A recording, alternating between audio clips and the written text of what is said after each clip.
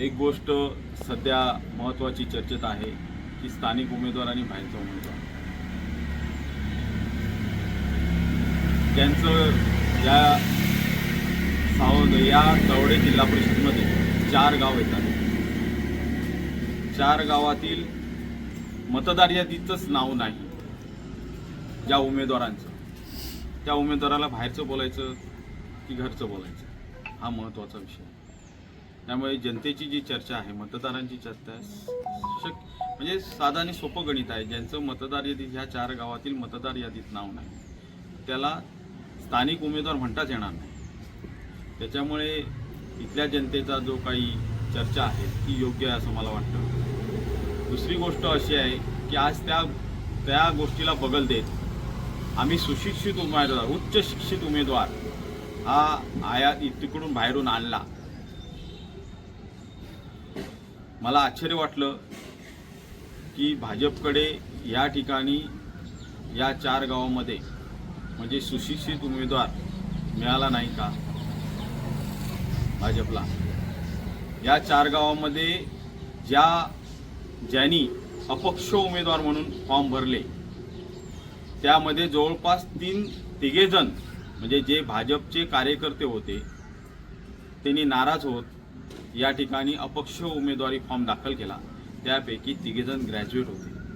म्हणजे ते ग्रॅज्युएट अशिक्षित होते का हा माझा प्रश्न आहे. मग अशा ठिकाणी सुशिक्षित उमेदवार जर तुम्हाला आणायचा होता तर त्यापैकी उमेदवारी का दिली गेली नाही? त्यांना स्थानिक म्हणून का डावळलं गेलं? त्यांच्याकडे पैसे नाहीत म्हणून?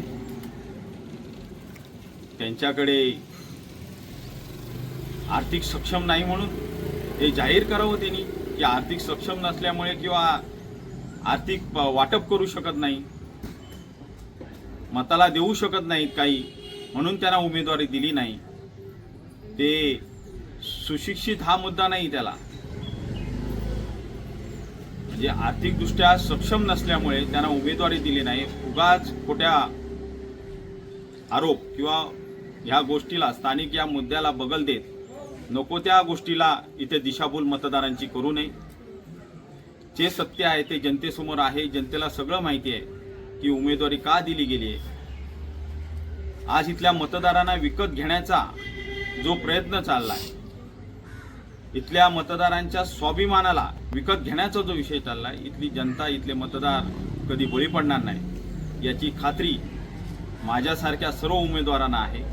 म्हणून आम्ही उमेदवारी अर्ज दाखल केलेला आहे. याचा चांगला अनुभव आम्हाला आहे. याची नुसती खात्री नाही तर चांगला अनुभव आहे की इथले मतदार कधी यापूर्वी सुद्धा आर्थिक गोष्टीला बळी पडले नाहीत, तर चांगल्या व्यक्तीला, काम करणाऱ्या व्यक्तीला आणि स्थानिक व्यक्तीला मतदान हे नेहमी करत आले. त्यामुळे आम्हाला खात्री आहे विजयाची. म्हणून आम्ही उमेदवारी अर्ज दाखल केला आणि आज लढतोय आणि आम्ही जिंकू किंवा आमचा विजय हा जनतेच्या आशीर्वादानं होईल याची मला खात्री आहे.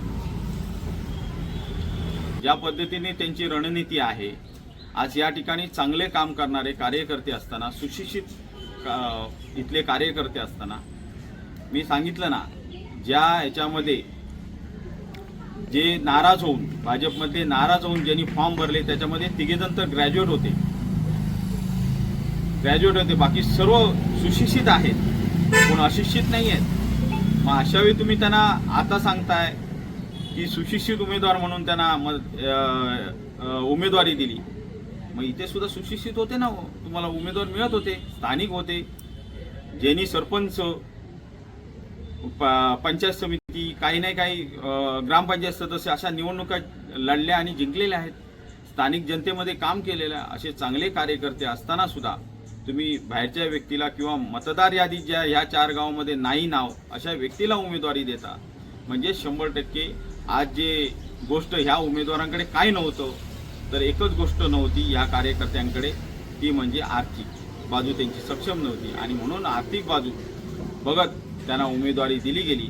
आणि आज आर्थिक मोठ्या प्रमाणात आमिष इथल्या जनतेला दिली जातात, मतदारांनी दिली जात आहेत, मोठमोठे आहेत, पण मतदार यांना बळी पडणार नाही याची पुन्हा एकदा मला खात्री आहे. फक्त पैसा, बाकी त्यांचा प्रचाराचा मुद्दाच काय नाही. फक्त त्यांच्या ह्याच्यामधून येत आहे विकास, विकास किंवा आम्ही उच्च शिक्षित हे प्रचाराचे मुद्दे नाही. प्रचाराचा मुद्दा त्यांचा आज इथे प्रचार फेऱ्या सुद्धा होताना दिसत नाहीत, बॅनर लावलेली दिसत आहेत. म्हणजे उमेदवाराला इथल्या ओळखत नाहीत, म्हणून आज खऱ्या अर्थाने इथे बॅनर लावले गेले. 500